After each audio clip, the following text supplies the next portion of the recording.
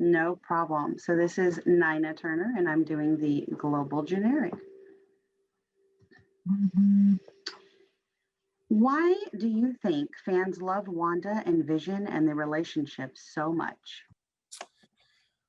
That's a really good question. I think the reason fans love Wanda and Vision and their relationship so much is I think we all see couples that that complete each other, but they complete each other at really bad places within themselves. And I think that Wanda and Vision just complete each other in a really great way, and it's what makes them such a strong unit and powerful fighting unit.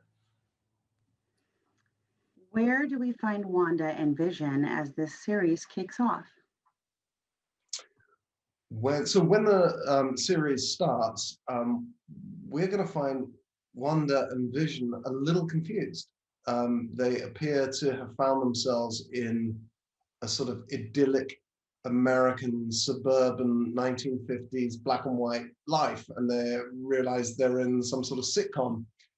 And then as the episodes progress, they begin to realize that they're hurtling through the American century, decade by decade, week by week, and Vision begins to suspect there's something not quite right about this town.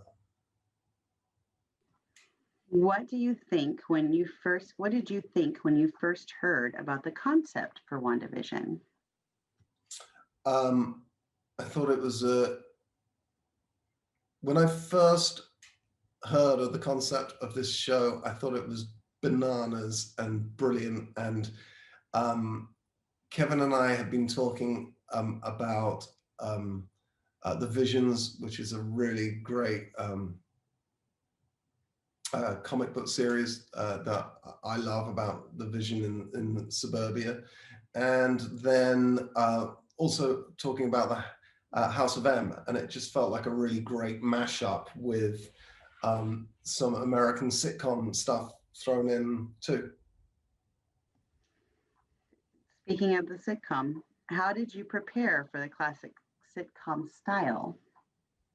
Well, there are many, and I think that it's really interesting if you start studying it like we had to. You see how different they are from where we begin in the 50s to where we end in the sort of aughts with so we start with the Dick Van Dyke Show and then Bewitched, and then we end up with sort of Malcolm in the Middle and Modern Family, and you go from this incredibly warm 1950s American exceptional optimism to this very cynical, quite cool in tone shows like Malcolm in the Middle and Modern Family in the 90s and the 2000s. Great.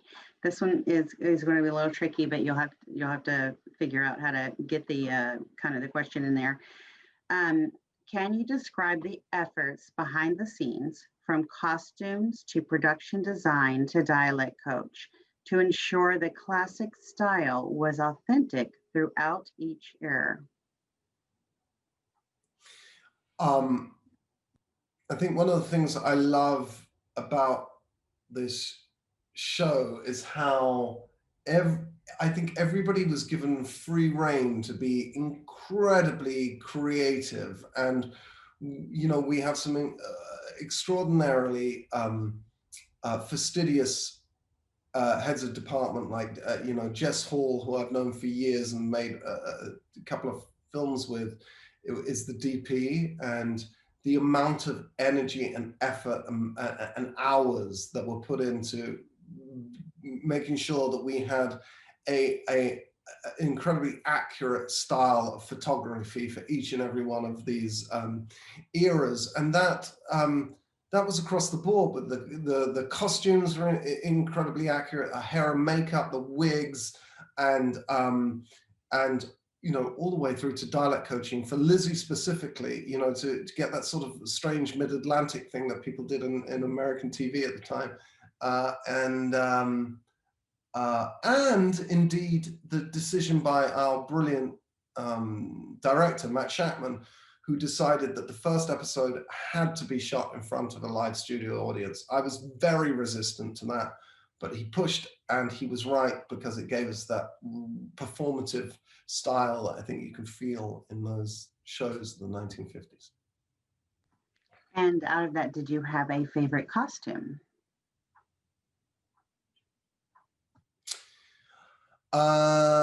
If I am honest, my favorite costume was my ridiculous 1990s Halloween costume, which is an homage to the original Vision costume from the comics. And it made me look so ridiculous that it was very easy. I didn't have to work too hard for laughs.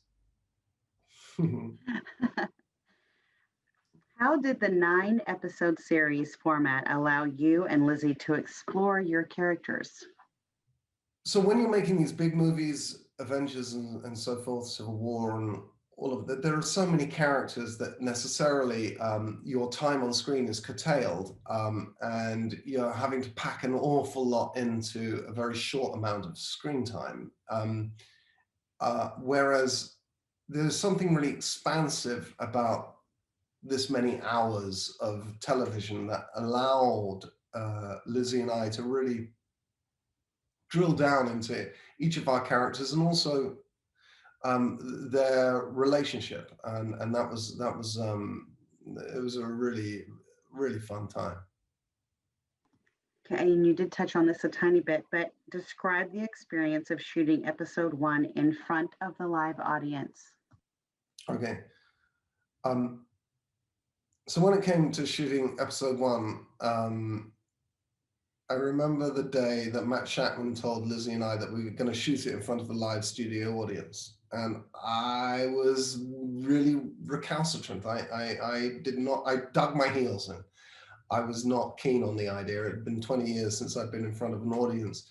And, but he was insistent. And it turns out that he was entirely right. There is a performative style in the Dick Van Dyke Show that you can feel that there is an audience in the room, because there's an audience in the room, and they are projecting past the camera to that audience and playing for their laughs, which are in turn taped, and the thing that we hear in the television show.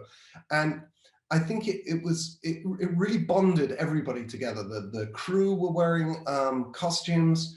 We were, of course, wearing costumes, and we were also running behind backstage to you know, bumping into Catherine Hahn, falling over at the prop table, and then coming on stage, and I think it gave us that sense of style. It gave us a sense of fearlessness, because we were all there and thinking. And Tiana was in the audience because she's not in the first episode, and we were all like, well, I guess this is what the show is. And so you were able to really let go and just go for it after that. It was a great experience.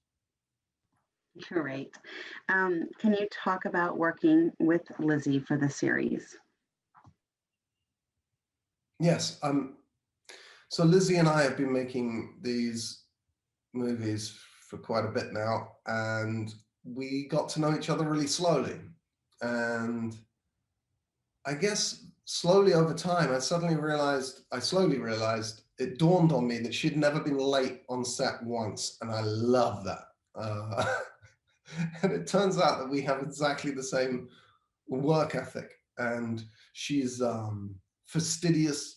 She always comes to set with an idea, and believe me, that's rarer than you would think. And so do I. And so we're both professional and really want to work at it, and really want it to be the focus, you know, of what we're doing. That's why we're there, and we work really hard at it, and she works really hard at it. And I think we, by this point, have come to trust each other so much that it was just very easy to take big risks.